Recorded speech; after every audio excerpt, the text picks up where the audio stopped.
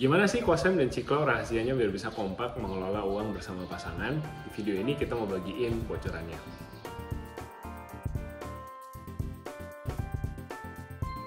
Hai guys, welcome back to our channel. Kembali lagi dengan gue Samuel dan ini istri gue Claudia. Kita sepasang suami istri kantoran dengan pengalaman kerja kurang lebih 10 tahun. Gue di bidang HRD, Clau di bidang marketing dalam perjalanan menuju financial independence. Di channel ini kita sharing tips-tips dan pemikiran kita seputar karir, adulting, juga tentang finance. Jadi kalau kalian suka konten-konten yang ada di sini, welcome untuk subscribe dan nyalain loncengnya supaya dapat notifikasi tiap kali kita upload video yang baru. Nah, di bulan Januari, di bulan New Year's Resolution ini, kita banyak bahas soal resolusi awal tahun, khususnya di bidang keuangan ya. Jadi kalau teman-teman ngikutin video-video kita minggu-minggu yang lalu, ada bahas soal asuransi, ada bahas soal New Year's Resolution, ada bahas juga aplikasi-aplikasi yang bisa teman-teman pakai untuk memudahkan teman-teman menyusun resolusi tahun baru. Di luar dari aplikasi dan teknik-teknik budgeting lainnya gitu, mungkin ada beberapa komen yang menarik yang kita terima dari teman-teman gitu, bahwa ada yang bilang kuncinya sebenarnya kedua pasangan ini mereka saling percaya gitu. Nah, kita jadi tergelitik nih untuk bikin video ngomongin soal trust gitu, ngomongin soal gimana sih ngelola uang sama pasangan supaya bisa kompak gitu ya. Not that we are the best couple in the world gitu, bukan kayak kita udah sempurna ngerjain semuanya, tapi I think ada beberapa hal-hal yang kita lakukan yang works gitu ya untuk kita. Siapa tahu works juga buat kalian kalau dipraktekin sama pasangan. Jadi mungkin boleh tarik suaminya atau istrinya untuk nonton video minggu ini. Mudah-mudahan bisa jadi hiburan dan juga edukasi buat teman-teman. Stop, buat yang masih single tolong jangan dimatiin dulu. Siapa tahu nih nanti bisa buat bahan obrol-obrol ya sama calon pasangan nanti. Betul. Gitu. Klau, ngomong-ngomong soal kompak keuangan, bajunya ganti. Nih baca iklan sedikit ya guys. Kita kompak banget nih, saban kali kita ganti handphone pakainya iPhone terus. Ya, udah berapa tahun ya pakai iPhone ya? Mungkin dari zaman kuliah 10 tahun lebih ada ya. Nah, laptop sama komputer juga kita pakainya Mac terus. Kita nggak mau sekalian jadi pemilik perusahaan Apple, Clau. Loh, bukannya sama sekarang udah jadi pemilik Apple. Oh iya, bener juga ya. Jadi selain jadi karyawan, jadi YouTuber dan content creator, kita juga pemilik beberapa perusahaan-perusahaan besar di dunia, salah satunya Apple Computers, guys. Gimana ceritanya? Nah, lewat aplikasi GoTrade, gua dan Claudia nggak hanya jadi pemilik handphone iPhone doang, tunjukin dong iPhone-nya dong. Tidak hanya pemilik handphone iPhone ini doang, tapi kita juga jadi pemilik perusahaan Apple yang membuat handphonenya. Apple, Microsoft, Google, Netflix, Tesla, dan banyak lagi perusahaan-perusahaan keren asal Amerika Serikat bisa kamu beli lewat GoTrade. Dan nggak usah khawatir, modalnya itu nggak harus gede loh. Jadi cukup dengan $1 atau Rp14.000 kurang lebih, kamu udah bisa memiliki fractional share dari saham-saham Amerika. Mantap. Nah, mau ikutan jadi pemilik perusahaan-perusahaan kece di Amerika? Mulai hari ini, kalian bisa lewat GoTrade. Silakan pakai kode referral aku yang kalian bisa lihat di layar, atau pakai link yang aku juga akan taruh di layar dan di description box di bawah supaya kalian nggak perlu waiting list. Karena saat ini GoTrade masih waiting list masuknya. Semua linknya ada di description box di bawah, silakan kepoin dan jadi pemilik saham Amerika Serikat hari ini juga. Beli saham perusahaan-perusahaan Amerika Serikat dengan modal Rp14.000 cuma di GoTrade. Oke, mantap. Nah, jadi kita mau sharing 5 kiat mengelola uang bersama pasangan. Langsung aja, kiat yang pertama adalah menyamakan visi. Nah, untuk yang ini selama beberapa tahun di awal pernikahan, gua struggle gitu ya. Gua struggle melihat apa yang Clau lihat dari sisi keuangan. Jadi Clau orangnya sangat hemat, sementara gua orangnya lebih kayak dulu nih ya, cerita dulu pas awal kerja, ya udah duit ada dipakai aja, duit aja dihabisin aja gitu, dan langsung matanya ke atas, langsung viral sampai ke belakang sampai balik lagi dari bawah. Iya, soal keuangan tuh ya duit ada lah, gaji pasti ada gitu. Meskipun gua akhirnya ikut stylenya Clau, style budgetingnya Clau gitu ya, tapi gua ikut itu secara setengah hati gitu. Gua merasa kayak ini tujuannya apa sih sebenarnya gitu. Nah, baru 3-4 tahun terakhir itu pas kita kenal namanya FIRE, Financial Independence Retire Early Movement, yang sebenarnya asal dari Amerika Serikat. Kita juga udah pernah bikin video tentang FIRE Movement ini, teman-teman bisa nonton. Nah, gue ngelihat, oh ternyata bisa ke situ ya, ada tujuannya gitu, bahwa kalau gue berhemat, gue bisa mendapatkan kebebasan nih di usia yang lebih awal, bisa memilih kalau gue mau untuk retire lebih cepat gitu. Jadi visi itu sekarang jadi visi gue sama Clau, sama-sama gitu. Jadi kalau ada apa ya, misalkan kepingin beli sesuatu gitu ya yang nggak necessarily sejalan sama visi itu gitu ya, kita jadi ya udah nggak usah susah-susah ngebahas gitu, tinggal diingetin lagi, oh kamu mau fire nggak, oh ya mau. Jadi nggak usah beli itu sekarang ya, belinya nanti aja gitu, kayak gitu misalkan. Dan nggak harus mencapai kebebasan finansial ya, apapun itu gitu, misalkan mau sama-sama bisa jalan-jalan ke Eropa ya, atau mau sekolahin anak ke sekolah internasional misalkan, atau mau ajak orang tua umroh atau apapun itu gitu, yang penting sepakat satu visi dulu dengan pasangan gitu. Ya karena sekali lagi ibaratnya kan kalau pernikahan itu seperti satu perahu ya gitu, kalau misalkan yang satu dayungnya ke kiri, yang satu dayungnya ke kanan, jadi sebenarnya nggak kemana-mana gitu, di situ-situ aja gitu. Tapi kalau kalian kompak, oke kita ke titik itu gitu, sama-sama dayungnya mengarah ke arah yang sama, itu tentunya lebih cepat dan lebih efektif dalam mencapai tujuan tersebut. Nah, kiat yang kedua adalah keterbukaan. Ini susah, guys. Lebih susah lebih susah dilakukan daripada diomongin gitu ya. Dan kita pun mencapai titik ini juga lewatin proses, lewatin bertahun-tahun saling kenal bareng-bareng gitu. Dan sebenarnya ada hubungannya sama kiat yang pertama tadi gitu, sevisi gitu. Kalau kalian udah sevisi, artinya nggak ada alasan lagi untuk nutup-nutupin apapun dari pasangan gitu. Ya, jadi mungkin tadi ya, mungkin kayak analogi perahu tadi gitu ya. Jadi kalau misalkan kita udah tahu nih visinya, oke, visi kita mau mencapai titik itu gitu, pulau itu. Ya berarti kan harus saling ngomong gitu kan. Oke, kamu misalkan punya apa gitu. Oh ya, saya misalkan punya Utang. makanan, enggak, ceritanya kan di perahu. Oh, di perahu. Oh, ini saya punya makanan bisa cukup untuk seminggu gitu Okay. kan, si yang satu. Terus yang satu bilang, oh iya, kalau ini saya bawa center misalkan, sama bawa ya makanan juga cukup untuk 1 minggu juga gitu kan. Maksudnya kita jadi tahu gitu kan, sama-sama saling mengukur ada kekuatan dan kelemahan masing-masing di mana nih, kita sama-sama bisa berstrategi bersama, nyusun strategi yang paling bagus, yang paling efektif, efisien, yaitu seperti apa gitu. Kalau misalkan kita buka, taruh semua kartu kita di atas meja gitu.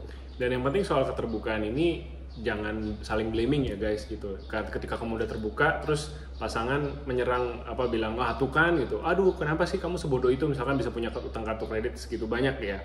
Ya udah gitu ya, hargai keterbukaannya. Yang penting yang udah terjadi, ya mau diapain lagi gitu kan. Yang jelas pasangan kamu sekarang punya baggage seperti ini, baik dan buruknya, akhirnya dijalanin sama-sama gitu. Kiat ketiga adalah tertulis. Tertulis itu maksudnya harus ada pembukuan yang jelas gitu ya.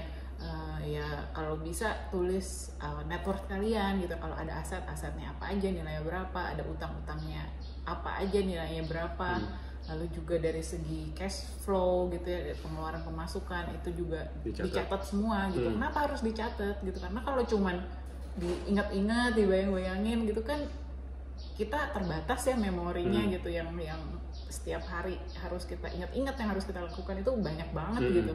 Jadi bisa lupa, bisa salah ingat gitu. Kayaknya bulan ini baru keluar uang misalkan 3 juta nih. Dirasa-rasa ya, 3 juta padahal ternyata padahal udah 5 juta dan 6 juta gitu.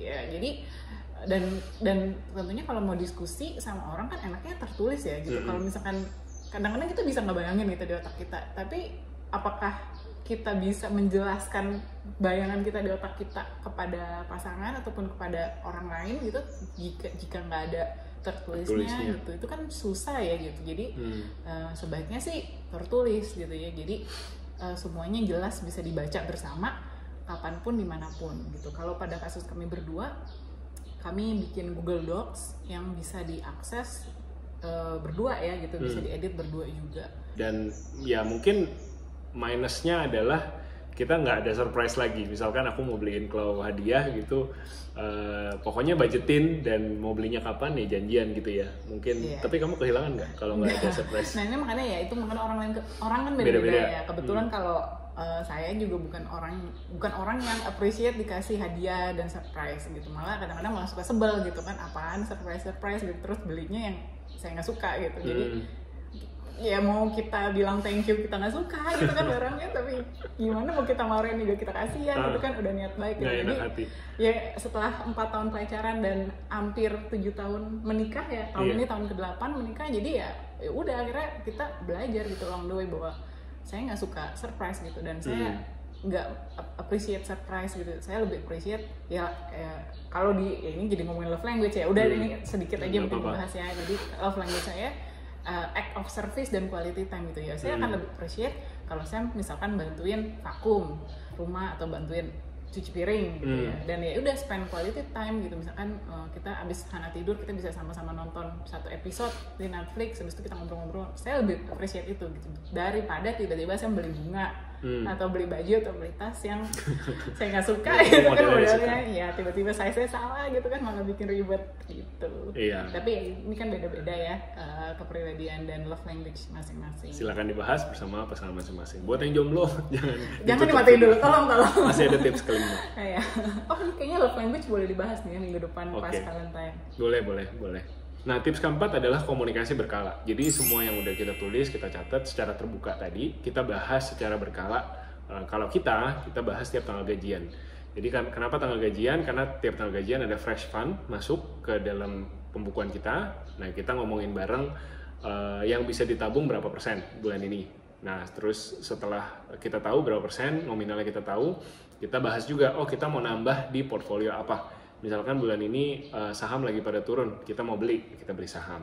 Atau bulan ini lagi ada kesempatan pendanaan yang bagus di peer-to-peer lending, bunganya berapa persen gitu. Ya udah kita mendanai ke peer-to-peer lending. Nah, itu semua kita bahas bareng-bareng supaya kita sama-sama tahu gitu di mana pembukuan kita posisinya saat ini, kita berapa lama lagi mencapai financial independence, kita sama-sama tahu gitu ya, dan kecepatan kita menabung, maksudnya berapa besar uang yang kita tabung tiap bulan dari gaji kita bisa porsikan dengan rela gitu ya, karena udah dibahas bareng-bareng.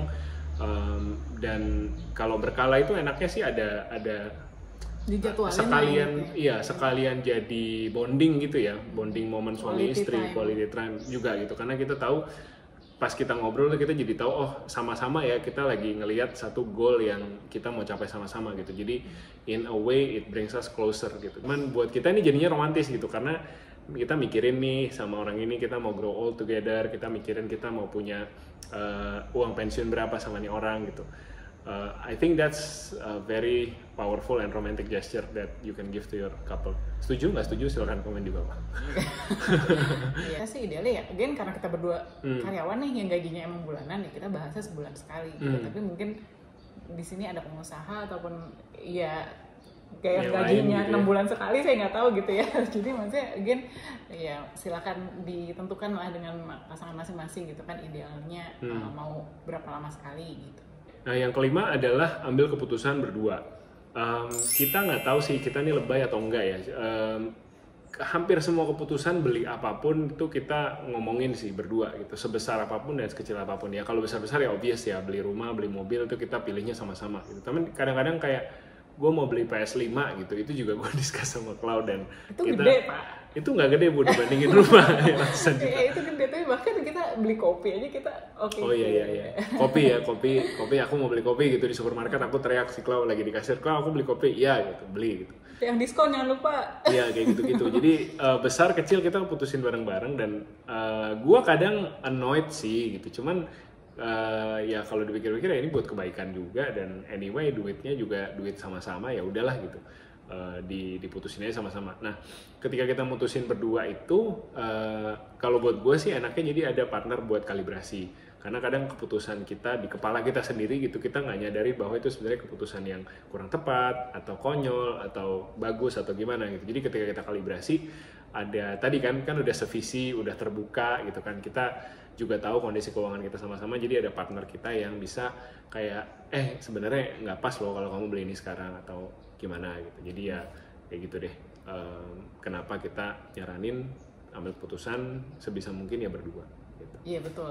Jadi ya tadi balik lagi again di keluarga kami gitu ya, karena sama-sama bekerja, sama-sama menghasilkan, jadi memang dari awal kesepakatannya ya semua ditanggung sama-sama gitu ya. Oke, kita nabung dari nol gitu ya, kita nikah nabungnya dari nol, mau beli rumah nabungnya dari nol, semuanya sama-sama gitu. Jadi ya equal lah gitu.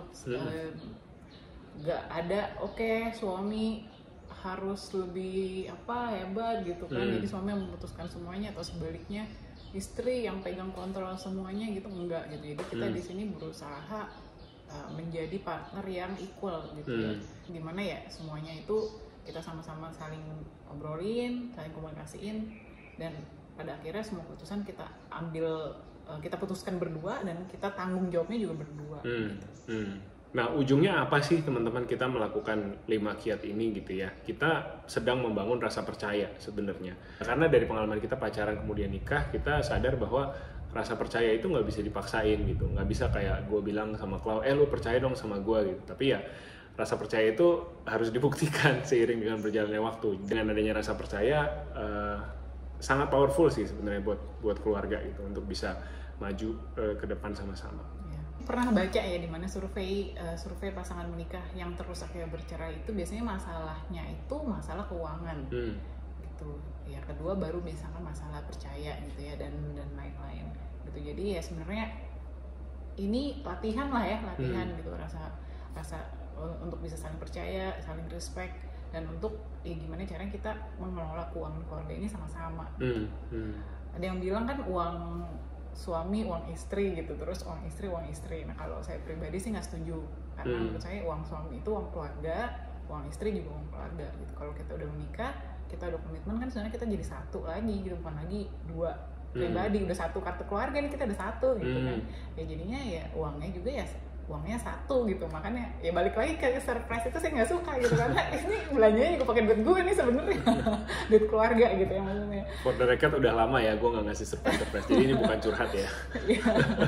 Itulah keunikan ataupun keanehan ya, ataupun apa ya yang kami lakukan ya sebagai pasangan untuk mengatur keuangan. Jadi untuk para pasangan yang habis nonton video ini, selamat ngobrolin gitu ya, siapa tahu kiat-kiat ini bisa membantu teman-teman semua di luar sana yang udah punya pasangan untuk ya lebih belajar lebih percaya, ataupun bisa lebih manage keuangan kalian dengan lebih baik mungkin ya, hopefully. Dan untuk yang jomblo tadi yang akhirnya tidak jadi matiin sampai sekarang, doa kami agar segera ketemu jodoh ya.